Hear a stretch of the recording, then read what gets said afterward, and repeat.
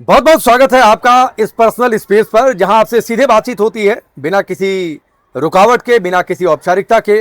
और कोशिश ये होती है कि आपके विचार सीधे हम तक पहुंचे। आज बातचीत हो गई खान सर की।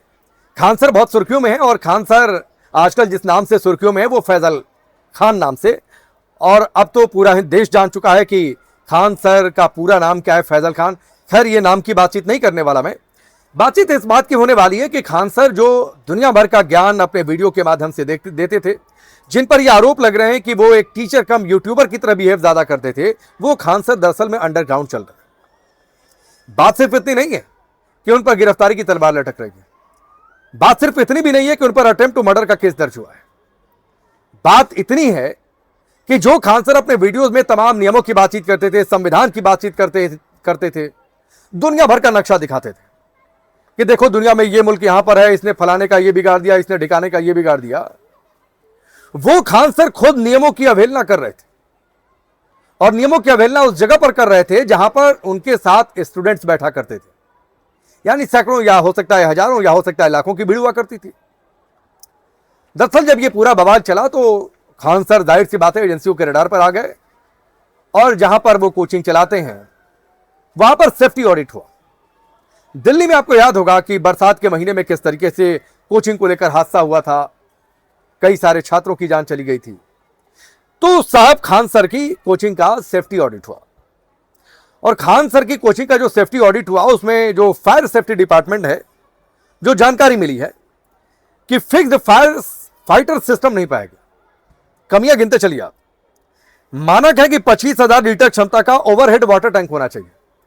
और ओवरहेड वाटर टैंक इसलिए होना चाहिए कि मान लीजिए कि अचानक से कोचिंग में आग लगती है तो जो पाइप लगा होता है, मैं तो सोसाइटी में खड़ा हूं, सोसाइटी में भी अगर आप जाएंगे तो आपको फायर सेफ्टी सिस्टम मिलेगा। पानी के पाइप हर जगह मिलेंगे, स्प्रिंकलर्स मिलेंगे। तो पानी आएगा कहां से? पानी आएगा ओवरहेड वाटर टैंक से। वो और ओवरहेड वाटर टैंक 25,000 लीटर का होना चाहिए था और खान सर की कोचिंग के छत पर सिर्फ 5,000 लीटर का ओवरहेड वाटर टैंक था। अब आग भीषण लगेगी तो क्या होगा? पानी कहां से आएगा? पाइप से तो बुझेगा नहीं। 900 लीटर प्रति मिनट क्षमता वाला फायर पंप लगना चाहिए था जो पानी उतने प्रेशर से फेंके कि दूर दूर तक पानी जाए। लेकिन वो पंप भी नहीं है। इमरजेंसी एग्जिट होता है। जैसे आप कहीं बहुत जगह गैदरिंग होती है तो बिल्डिंग बाय लॉज है, या फिर आप सामान्य भाषा में सिनेमा हॉल में जाते हैं तो फायर एग्जिट होता है, या फिर बहुमंजिला इमारत में जाएंगे तो सीढ़ियां बनी होती हैं लिफ्ट के अलावा, ताकि आग लगे तो सीढ़ियों का इस्तेमाल करें, ना कि लिफ्ट का इस्तेमाल करें। तो फायर एग्जिट भी मानक के हिसाब से नहीं था, फायर अलार्म सिस्टम नहीं था, और फायर एक्सटिंग्विशर होते हैं जो पाइप आपने सिलेंडर छोटे छोटे देखे होंगे, वो भी पर्याप्त वहां पर मिले नहीं। रबर मैट होता है, वो भी नहीं मिला। तो भाई सवाल ये उठता है कि खान सर जो दुनिया भर के ज्ञान की बातें करते थे, क्या ये ज्ञान उन्होंने खुद के ऊपर अप्लाई नहीं किया? और फिर बात इस बात की है कि खान सर का, जिसका मैंने पहले जिक्र किया कि एक बहुत बड़ा स्टूडेंट बेस है, आप कह सकते हैं कि हिंदुस्तान में शायद ही इतना बड़ा स्टूडेंट बेस किसी का होगा।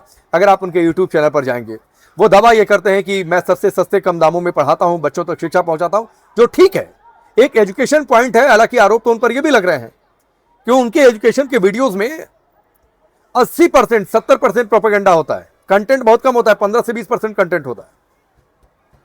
तो क्या जो आरोप लग रहा है कि खान सर यूट्यूबर की तरह ज्यादा और टीचर की तरह कम बिहेव कर रहे थे, या फिर अपना निजी हित वो साधने की कोशिश कर रहे थे? क्योंकि मैं ये मानता हूं कि पिछले कुछ दिनों में जितने विवाद हुए, अगर आपको किसी के खिलाफ वीडियो बनाना है तो आप अपने एजुकेशनल चैनल पर एक अलग से वीडियो बनाकर डाल सकते हैं कि साहब हमारी इससे शिकायत है, डाल दीजिए, लोग देखेंगे।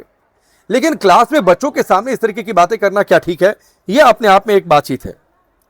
लेकिन फिर बातचीत इस बात को लेकर भी है कि खान सर जिनकी इतनी पहुंच है, रुतबा है, जिनकी शादी की तस्वीरें आपने देखी, बड़े बड़े नेता पहुंचे, तो क्या अगर बिना फायर सेफ्टी सिस्टम के पर्याप्त तौर पर उनकी कोचिंग ऑपरेट कर रही थी तो क्या यह अधिकारियों की नजर में नहीं था? और अगर अधिकारियों की नजर में नहीं था, यह हो नहीं सकता है। और अगर नजर में होकर अधिकारी चुपते तो किस प्रभाव से चुपते? ये बहुत सारी बातें हैं और बहुत सारी चीजें हैं जिनको चर्चा है। लेकिन अगर आप आम लोगों से बातचीत करिए तो लोग कहते हैं कि गजब की खान सर की सीख रही, उंगलियों पर सिस्टम को नचाते रहे, सिस्टम को नचाया ऐसे कि अपने बिल्डिंग में नियमों की बातचीत भूल गए। लोग ये भी कह रहे हैं कि शॉर्ट सर्किट हुआ कहां? शॉर्ट सर्किट खान सर के कॉन्सेप्ट में हुआ या उनके सिस्टम में हुआ? लोग तो ये भी पूछ रहे हैं कि जीएस करंट अफेयर्स अपने बच्चों को रटा रहे थे, ये फायर सेफ्टी सिस्टम खुद क्यों नहीं रटे? ये लोग सवाल कर रहे हैं। लोग सवाल ये भी कर रहे हैं कि आप तो क्रांतिकारी की तरह बातचीत कर रहे हैं, तो क्रांतिकारी जैसा दिखाना भी था, जाकर सरेंडर करते और कहते कि मैं गलत हूं, ये एफआईआर गलत है, मेरे ऊपर खारिज करिए माय लॉर्ड। लेकिन आप ऐसा नहीं कर रहे हैं। आप अभी बचने की गुंजाइश तलाश रहे हैं, या फिर अपने रुतबे का इस्तेमाल करके धाराओं में कैसे बच निकला जाए इसकी गुंजाइश तलाश रहे हैं। सवाल यह भी है कि आप डैमेज कंट्रोल कर रहे हैं या डिजास्टर मैनेजमेंट करने की कोशिश कर रहे हैं। सवाल इस बात को लेकर भी है कि आखिर आगे खान सर का क्या होगा? क्या वो किसी राइवलरी का शिकार हो गए जो कोचिंग सेंटर्स में चलती रहती है? लेकिन मैं एक बात कहता हूं, इस मामले में निश्चित तौर पर निष्पक्ष तरीके से न्याय होना चाहिए। खान सर निर्दोष हैं तो उनको फंसना नहीं चाहिए, लेकिन दोषी है तो बख्शा जाना नहीं चाहिए, क्योंकि फिर यह सवाल उठेगा कि नियम क्या सिर्फ सामान्य लोगों के लिए होते हैं?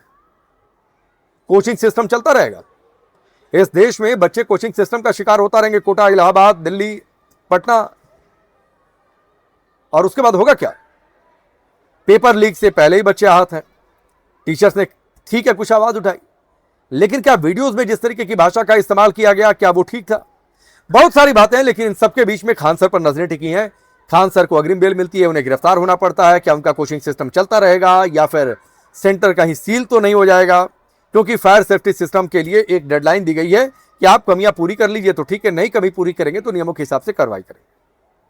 लेकिन फिर एक चर्चा चल रही है, और चर्चा इस बात को लेकर चल रही है कि जो नियमों की बातचीत करते हैं, जो दुनिया के नक्शे पर चीजों को समझाते हैं, और जो ये कहते हैं कि साफ देश है, लोकतंत्र है, संविधान है, नियम है, कायदे कानून है, वो खुद नियमों को क्यों नहीं मानते?